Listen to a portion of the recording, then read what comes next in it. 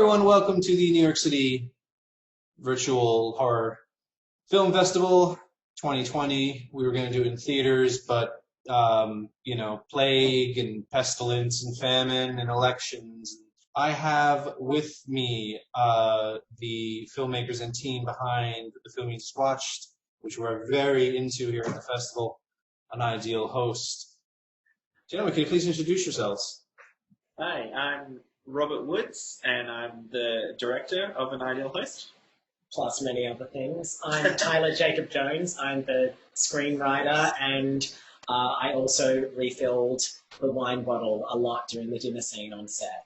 Both about an equal amount of work. So, so what we've done here is we've taken questions from both my own questions and questions from some of the staff. And let's start off with my personal favorite one, which is this how you guys see First Contact going? I mean, all up, it could be worse. Like, they're not the worst creatures as far as some other like alien invasion things that I can be reasoned with to a degree. Maybe that's just. I'll tell you this. One of the big reasons that I'm such a fan of the film is that just from looking at the poster and reading the synopsis, you have no clue what's coming. So like when I first read it, I've seen so many of these that my first thought was like I try to like put together the film in my head because like I'm so cool and jaded. And I was like, oh, they're gonna have dinner. It's gonna be a cult and blah blah. Nope, completely wrong. When you guys were starting with Tyler, when you were writing this, like, were there any like? It's so weird with writing. Like, did you find yourself trying to be like, I know what the audience is expecting, what someone's expecting, and I'm going to do the exact opposite? Because the setup could have gone very generic. Yeah, I think so. Most of our experience working together as a team, we started in theatre and musical theatre, which it's a really odd leap to make from the world of like, jazz hands to the world of like hands being chopped off. Yeah. But I think working in musical comedy and in front of a live audience all the time, you develop kind of a sense of your audience and where you can take them. And we're always trying, no matter what we do, to catch people by surprise. I think that's what keeps things fresh. That's what keeps things funny. And reeling people in with tropes that they recognize. So, like you said, a setup where it's a dinner party. It's kind of a comedy of manners. Where's it going? And then kind of, push it further. Yeah. I'll tell you, I made a comment that when the dinner party started, I was very nervous because I was like, is this going to be like some sort of horror movie that makes a commentary on Australian politics? And I have no clue what it's saying right now because I don't know about Australian politics. But I'll pretend like I do. Mm-hmm, yes, of course, yes. We've been with them for so long. Yeah. Oh no, that's what it was. We were dissecting the. Oh dear, this is really important. Very, very specific. It's a very good. The question for both of you guys. So the art direction of the film. We all commented on it, especially in the beginning. Was that written into the script, or was that just? Yeah, it really grabbed you right from. For me, it really grabbed you like right from the start. It was written into the script that the dinner table is set 3 times in 3 different ways, and I was fortunate enough to at the last minute get the help of Emma Vickery on board to just source props and things for us to use, and just to talk through like, well, what are 3 very different looks that we can go through that'll register. So she showed up. She took a big drive and showed up on set with like just massive boxes and boxes full of multiple Cutlery different party setups. Yeah. And we just spent a day, like a whole morning, just literally setting it up and running around with the camera and shooting little insert shots and then clearing it out and doing it again. Yeah, because the location's incredible too. Like, how did you?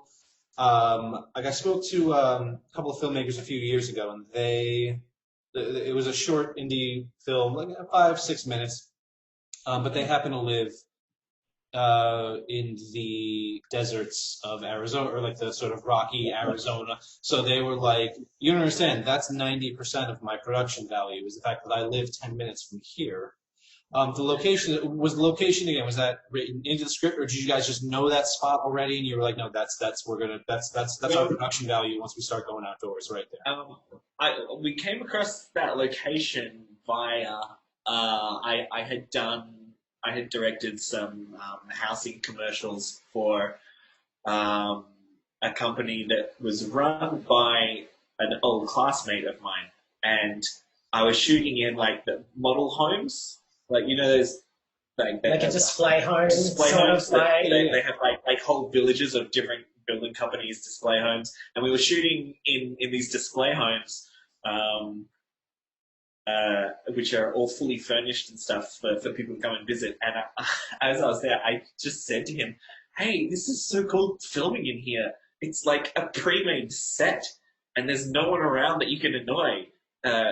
Would you be open to like letting me film a horror film in one of your houses?" And he was like, "Oh, well, not one of like the current display homes, because people come in and visit them and we need them available. However, we do happen to have 2 old display homes on my family's property, like 2 hours outside of Perth where we live." So we went down and had a look at it, and basically on the spot put down a deposit and said, "Yeah, we're shooting here." And then we just rejigged. There were, you know, a lot of work had happened on the script already, but it was still very much in a form where we could then rejig it specific to the location that we had. And it was really great because then all the cast could stay in one of the houses, and then some of us stayed on the actual set. But like, it was a bit like a movie summer camp where we're all living and working in the same environment. I spent 2 weeks on this farm, and that was the movie. Yeah, Robert, what was your experience before directing this? Like, what was your background, and where'd you come from, and what did you bring into the film? So my background is in post-production. I work as an editor at a production company. So do I, man. Woo! Mainly doing like TV commercials and music videos and corporate stuff, things like that. So I do VFX work, a bit of animation, and I've been doing that for a while now. I've been trying to get into directing more. So this whole project was basically put together as a showreel piece to hopefully try and get funding for another project. But we just kept pushing it through, and it ended up getting finished, which we didn't think would happen. So here we are. I find it interesting the different ways that films get created and funded in different countries. So most of our audience watching this will be American, and they'll be used to the American way of funding and producing genre films. But in Australia, how does it? Because, like, for instance, up in Canada, you can go. I'm oversimplifying it, but you can go up to their federal government and be like, yeah, man, we're doing it. We're doing Titty Slasher 3, and really passionate about it. We're taking it to a different direction. They're like, oh yeah, here's $350,000 in tax credits. Go nuts. Just make sure everyone's Canadian. Like, I don't know how it works in Australia. Well, in Australia, we don't really have big studios. If you want to get funding for a feature, it pretty much has to come through some kind of government grant. And at the moment, it seems like it's very, very, very competitive. Our government does not support the arts, and basically, if you want to get funding, you pretty much have to have had funding before, or prove that you have a team that has worked on successful things before, which is why we wanted to difficult needle to thread. And in terms of like genre films, it's not. It's very, very hard to kind of get in the door with something like what we made, which is why we made it ourselves on a shoestring budget, because we're like, this is the kind of thing that we want to make, and we're not going to wait around for someone to sort of give us permission to make it. We're just going to get out there and try and make it happen ourselves was sort of our motivation. And then hope maybe the doors open after that, or maybe people see it. I mean, like getting into a festival like the New York City Horror Film Festival, like that's a huge plus. We'll be able to like put that in our application for the next one. Say, hey, we've done this before. But it is. We're probably like, I guess the wrong people to ask about the ins and outs, because we kind of deliberately, we've been in that process with a few other projects, but for this specific, like we've kind of deliberately tried to avoid the process of asking for money. It's inevitable that you have to in order to get somewhere. Yeah. Basically, it was just my savings on on what we had to spend money on, like food. You sunk your own savings into this. Yeah, it's all just my money that I spent, that I saved up from working as an editor. So, yeah, if we do make any money from this, I'm keeping it. Hang on, are the actors going to watch this? They might want something eventually. Let's say you can go back in time just once, and you don't want to go back and fix your greatest mistakes or anything. You want to go back and tell yourself something before you start making this movie that you wish you had known. You go back and you're like, past Robert, past Tyler, listen to future Robert and future Tyler. Don't do this one very specific thing. What would that have been? Messing with the time continuum. I've written many stories about this. It's dangerous thing. But I would probably, I was quite happy with how we did things, to be honest. We had a mantra set up from the very beginning, which is whatever happens, just keep going forward. Don't worry about it too much. Yeah, it was kind of like don't think about what it's going to be, because it's not going to be anything unless it's finished. Yeah. So just forge through. I think probably it wouldn't have been in the shooting of it or the writing of it. It would have been in the editing of it. There was a good 3 or 4 months there where I literally could not look at the footage. I was just so down in the dumps and ashamed of everything. It was a pretty intense experience, and like just the living together, the filming together, and clearly we're all still friends. But yeah, I think I caught myself. I think I'm lucky, because what I would say, and I did catch myself about halfway through the filming, and it made the second half a lot easier for me. But I was getting really into the high anxiety of it all. I stopped at one point, and I'm just like, okay, dude, like, you're never going to make your first film again. This is it. It's happening right now.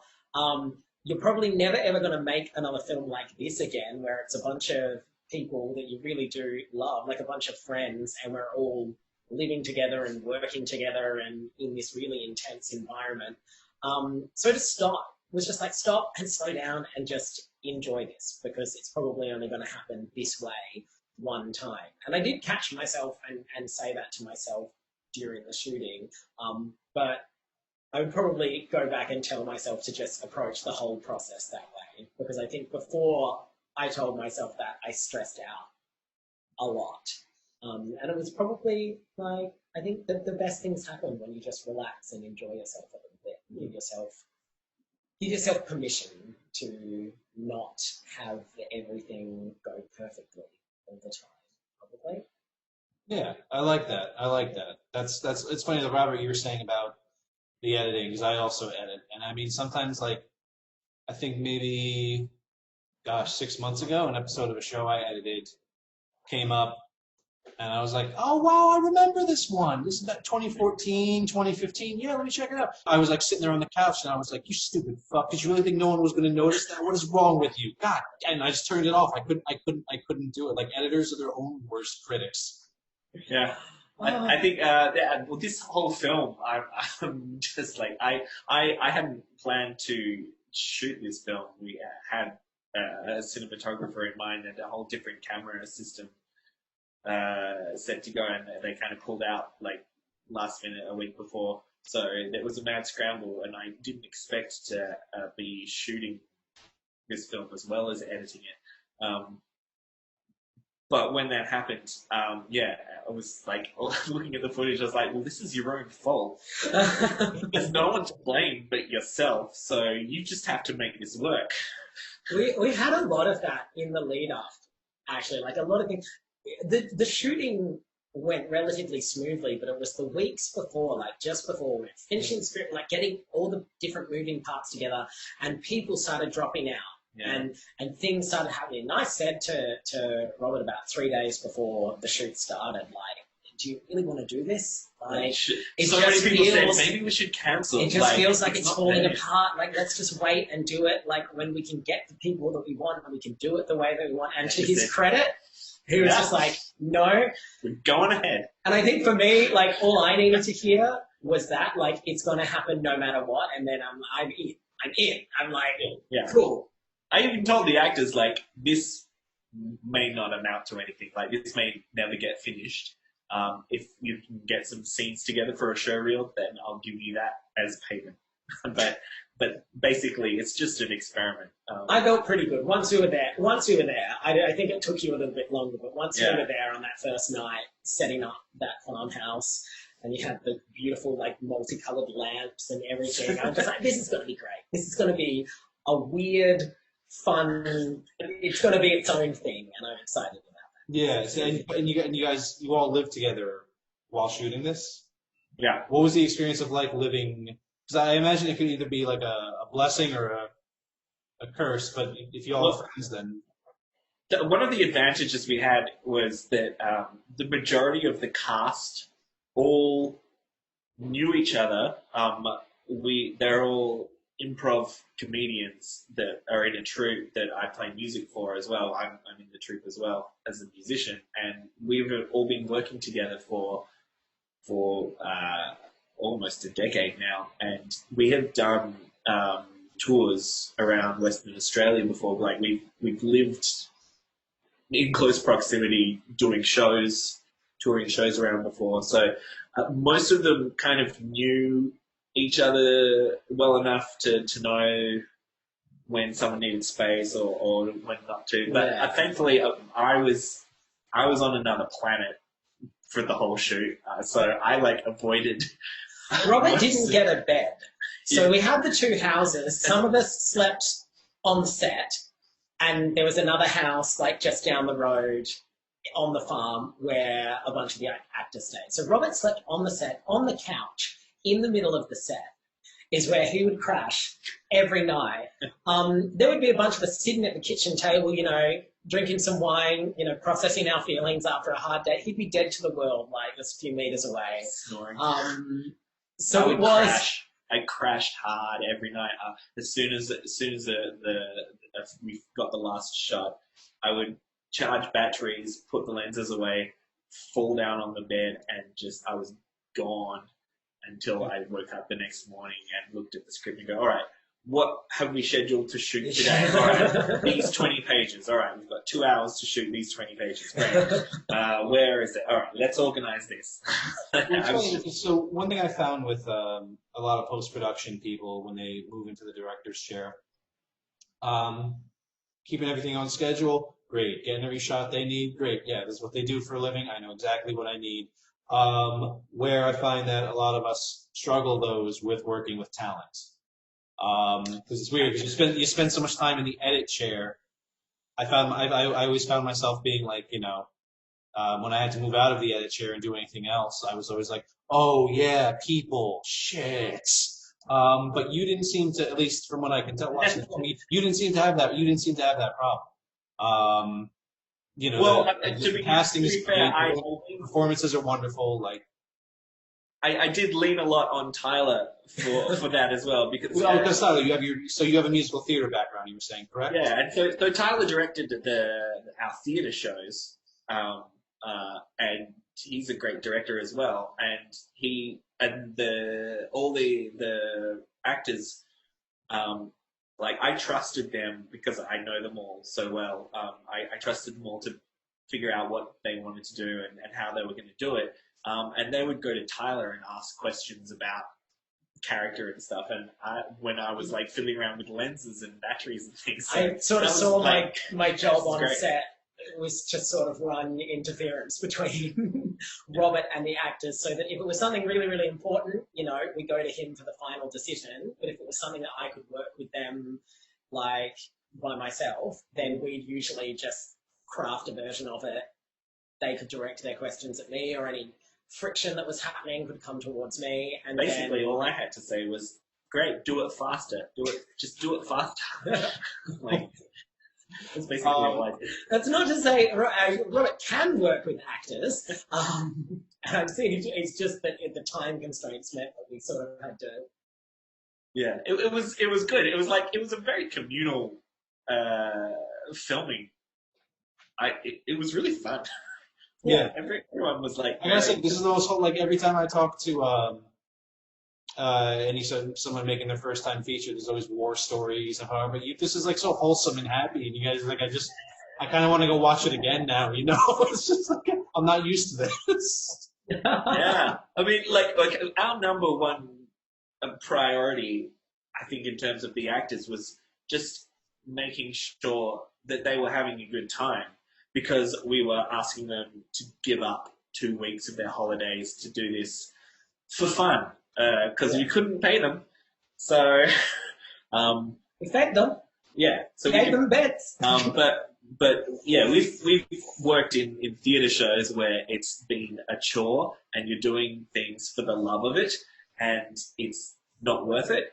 And we were just very conscious of making sure that if they're doing the same thing, that their time isn't wasted, that they feel like they're having a good time and that it's fun and that it was worthwhile, even if nothing came of it in the end. Thankfully, something has come from it. Yeah. But, It's in the you talk about respecting time. We were talking about film. One of the things that I think might be me and one of the other judges. But I was talking about how the film respects the viewer's time. It doesn't overstay its welcome. I'm guessing that's an editor's touch. It gets to the point, because what I'm finding a lot with either submissions or screenwriting is that a lot of people are watching A24 horror films, and I love it. I love a lot of them, but sometimes it's like people got the wrong idea. Like, so what you're saying is domestic drama for 90 minutes, and then in the last 10 minutes, someone gets lit on fire.